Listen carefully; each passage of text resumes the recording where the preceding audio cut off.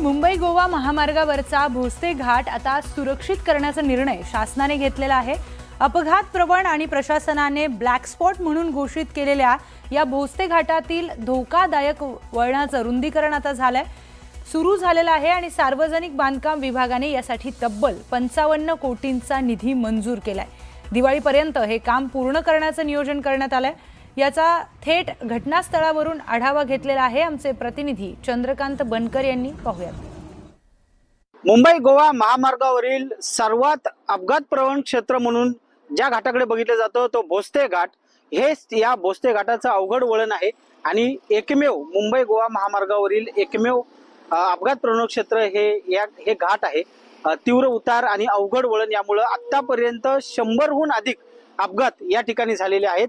हा नवीन रस्ता झाल्यानंतर सुद्धा अपघातांचं सत्र थांबलं नाही। आपण जर त्या बाजूला बघितलं तर वाहनांच्या धडका बसून ती भिंत देखील तुटलेली आहे आणि या पार्श्वभूमीवर आता राष्ट्रीय महामार्ग बांधकाम विभागाने 55 कोटी रुपये मंजूर करून हे घाट रुंदीकरण करण्याचं जे काम आहे हे सुरू केले आणि आता हे काम अंतिम टप्प्यात आलेलं आपण पाहतोय।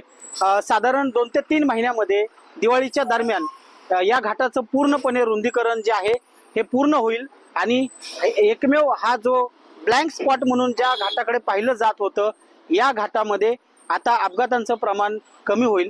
केवळ अपघातच नाही तर हा घाट अधिक सुरक्षित करण्यासाठी 55 कोटी रुपये राष्ट्रीय महामार्गाकडे केंद्र सरकारकडून मंजूर देखील झालेले आहेत आणि हे काम आता अंतिम टप्प्यात आहे। एकंदरीत जर बघितलं तर आतापर्यंत शेकडो अपघात याच घाटात याच वळणावरती याच ठिकाणी झालेले आहेत आणि आता रुंदीकरण हे अंतिम टप्प्यात आल्याचं पाहायला मिळतंय।